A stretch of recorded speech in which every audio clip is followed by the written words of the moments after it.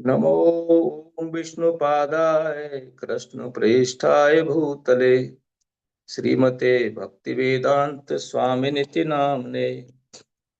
नमस्ते सारस्वते देवे गौरवाणी प्रचारिणे निर्विशेष शून्यवादी पाश्चात्य देश तारिणे।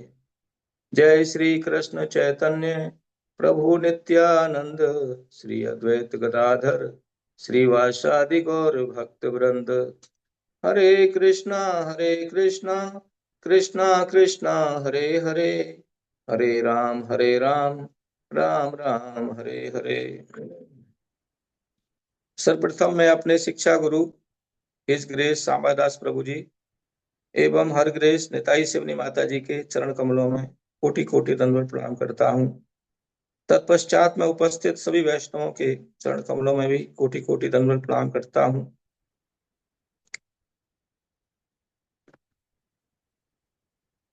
आज हम बद्ध जीव के पाप के कारण व इसके निवारण पर चर्चा करने की कोशिश करेंगे।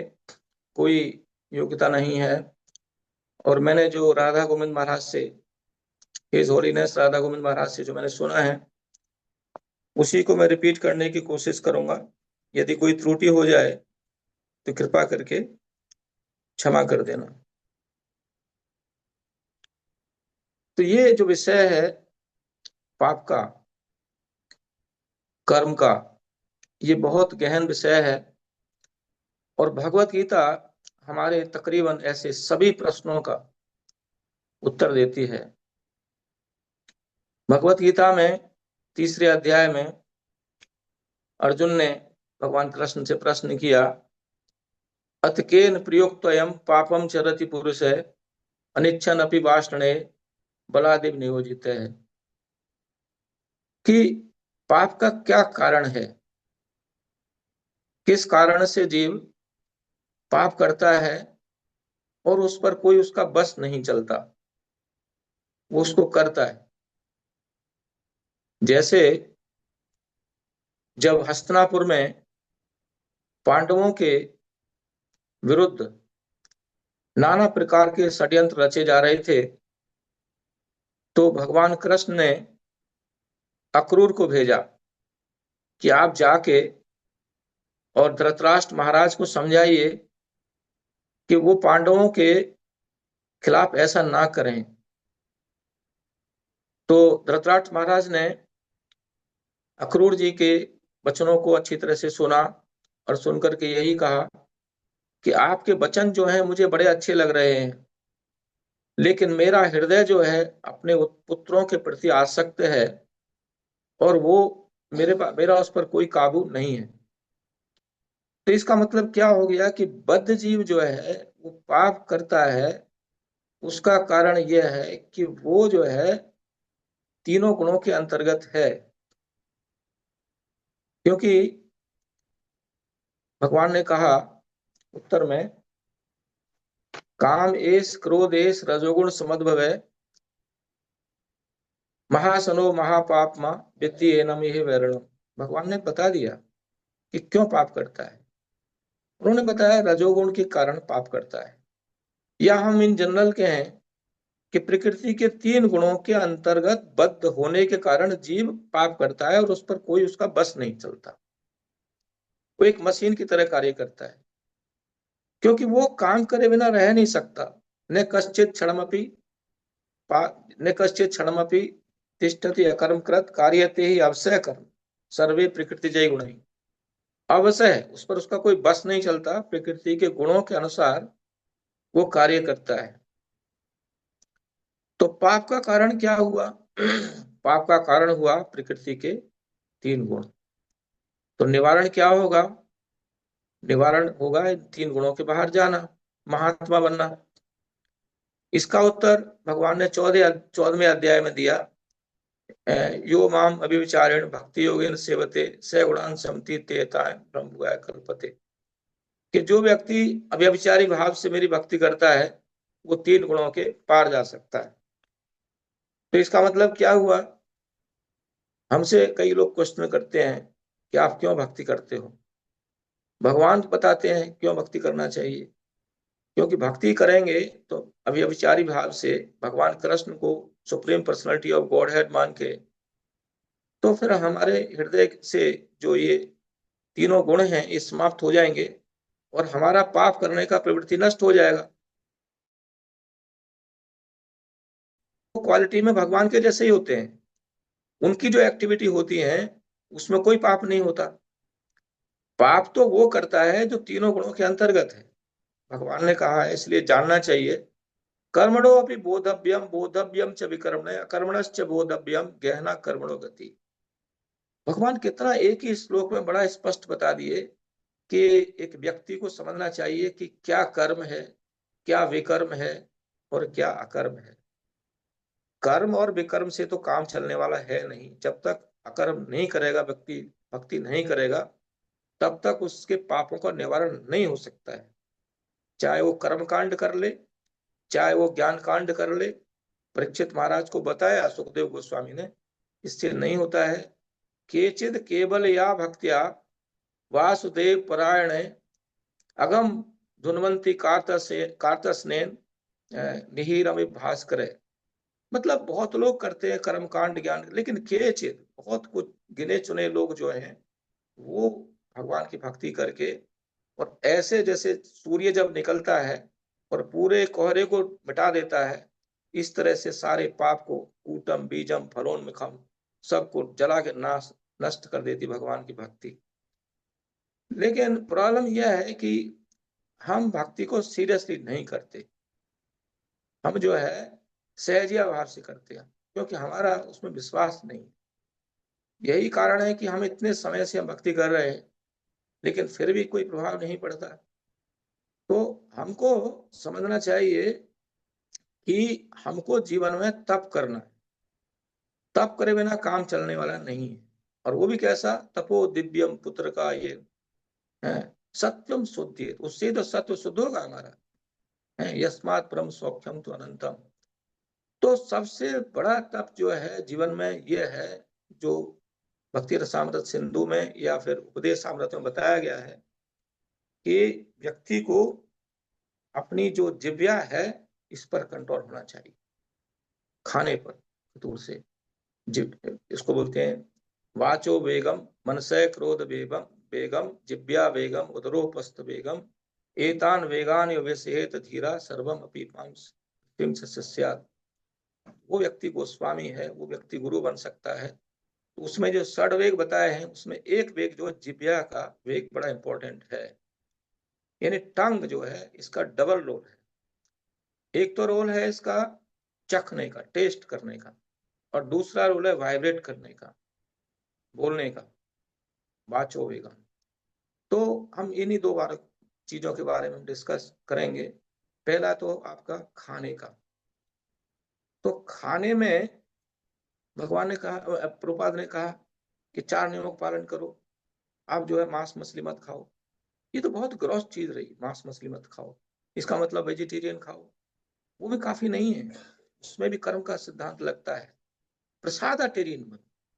यदि व्यक्ति ये प्रण कर ले कि मैं प्रसाद ही खाऊंगा, तो मांस कहाँ से खाएगा वो, और वेजिटेरियन तो होगा ही वो।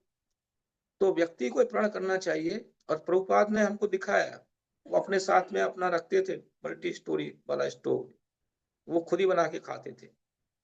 क्यों? क्योंकि उसमें वायलेशन नहीं होता है। तो ये जो बताते हैं कि मैंने पढ़ा है उपदेशामृत में कि तीनों एक लाइन में है, हमारा जो जिह्वा और हमारा उदर और हमारा उपस्थ। तो यदि व्यक्ति चाहता है कि मेरा इन पर कंट्रोल रहे, तो उसको जिह्वा पर कंट्रोल करना पड़ेगा, और यहाँ पर हम तकरीबन मार खाते हैं। इसके बारे में जब महाभारत का युद्ध समाप्त हो गया और धृतराष्ट्र के 100 पुत्र मारे गए, और वो ऐसे ही नहीं मारे गए, उनको चेतावनी दी गई थी। जब उन्होंने ये भगवत गीता जो है जब सुनाई थी, व्यास देव ने, ये संजय जो थे, तो संजय ने कहा था, एक्चुअली पहले अध्याय में अगर आप देखो तो उन्होंने इनडायरेक्टली बता ही दिया था कि जब इतने सारे नगाड़े बजे, इतने सारे बिगुल बजे, तो उससे क्या हुआ? स शब्द तुम लोग हुआ, केवल tumultuous हुआ। और जब दूसरी तरफ पांडवों की तरफ से जब शंख बजाए गए, भगवान कृष्ण ने शंख बजाया, अर्जुन ने शंख बजाया, भीम ने शंख बजाया, इत्यादि इत्यादि, तो कहते हैं कि स घोषो धार्तराष्ट्राणाम हृदयानि विद्यारयत्, यानी हृदय को फाड़ के रख दिया। और केवल शंख बजाने से, कोई कोई नगाड़े भेरी नहीं बजाए गए थे। तो यही समझ जाना चाहिए था उनको कि भाई कुछ गड़बड़ है, कि उधर तो केवल टुमल्टुअस हुआ और यहाँ पर तो पूरा हृदय ही फाड़ के रख दिया। और लास्ट में कहते हैं यत्र योगेश्वर कृष्ण यत्र पार्थो धनुर्धर तत्र श्री विजय भूति ध्रुवान्वितिर्मतिर्मन। अरे धृतराष्ट्र महाराज, जहां भगवान कृष्ण है, जहां पर उनका भक्त है, वहीं पर सब कुछ होता है। आप जो है पंगा मत लो, आप अभी से फोन कर दो कि बंद कराओ युद्ध को, है तो। लेकिन क्योंकि वो गुणों के अंतर्गत थे, उनको समझ में नहीं आया और इसलिए युद्ध हुआ। तो 100 पुत्र मारे गए। तो इसका कारण पूछा उन्होंने।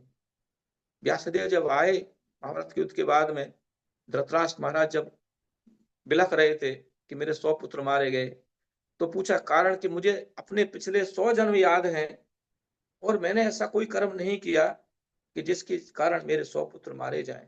हे मुनिवर, मुझे बताइए क्यों ऐसा हुआ। तो फिर व्यासदेव ने कहा एक जन्म और पहले जाइए, और उन्होंने अपनी योग शक्ति से, जैसे टेलीविजन पर दिखाते हैं ऐसे दिखाया।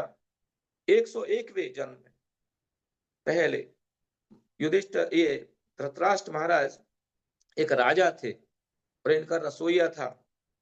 तो वो रसोईया एक बगीचे में जा करके और वहां से हंस और हंसनी के बच्चों को लाता और उनको अपने रसोई में पका करके और महाराज को खिलाता, और महाराज उसको खाते, उनको बहुत स्वाद लगता। और रसोई से पूछते नहीं कि कहाँ से ला रहे हो ये। तो कोई कहे कि अरे मांस खाने में क्या है, जो मार रहा है, काट रहा है, बना रहा है, वो जिम्मेदार है, मैं तो खा रहा हूँ, मैं थोड़ी जिम्मेदार हूँ।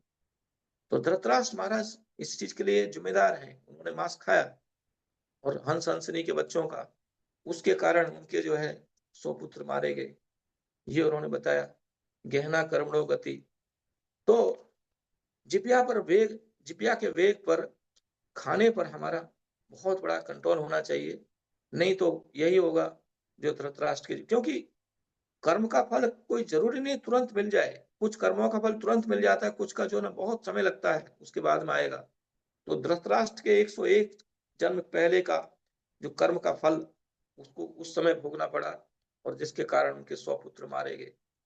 तो ये कर्म जो है हमको सावधानी से करना चाहिए। और कोई दुष्कर्म कर दिया है, किसी के प्रति हमने कुछ गलत बोल दिया है, उससे माफी मांग लेना चाहिए, यानी हमें प्रायश्चित करना चाहिए।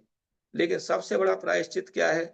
हरे कृष्णा कृष्णा कृष्णा हरे हरे, हरे राम राम राम हरे हरे।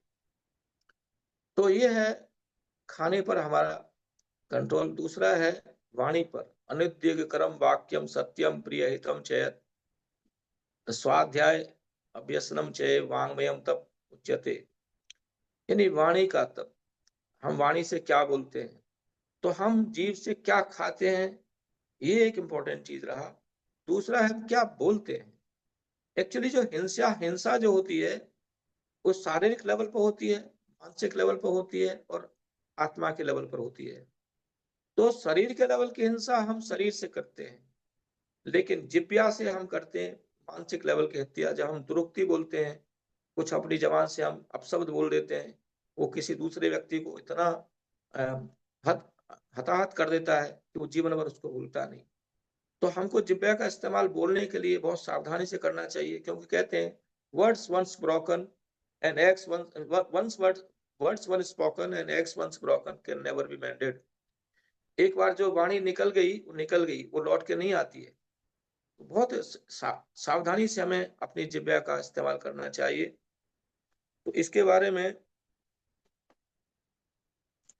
कहा जाता है कि महाभारत का जो इमीडिएट कारण जो था, वो भीम के द्वारा कुछ कहे गए शब्द थे। कहते हैं कि जब खांडव प्रस्थ का दाह हुआ, तो उसमें एक मैं दानव था जिसकी अर्जुन ने सहायता करी, उसको बचाया खांडव दाह से।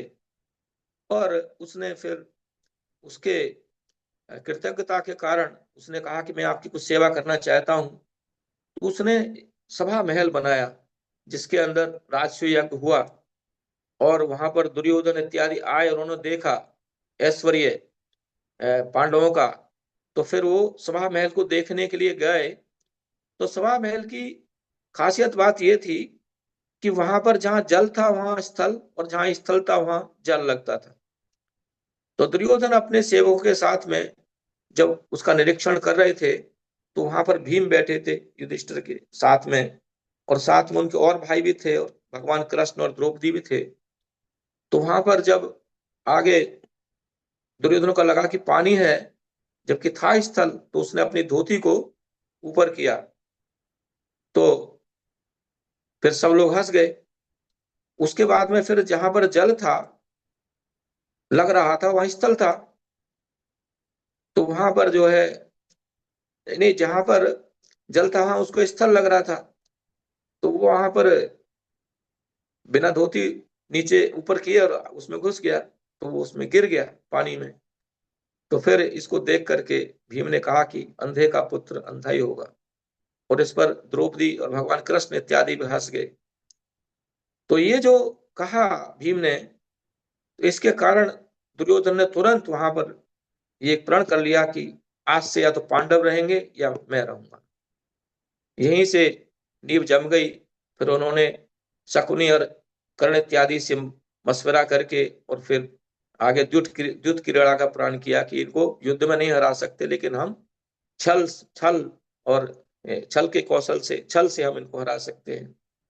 तो फिर आगे महाभारत की जो है कथा आप सब जानते हैं।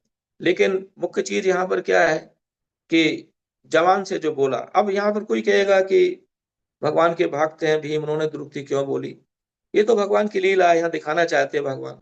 लेकिन नॉर्मली जो हम बद्ध जीव हैं, हम अपने प्रकृति के गुणों के कारण ऐसा करते हैं। और निवारण जो है यही है कि हम जो है तीनों गुणों के बाहर जाएं।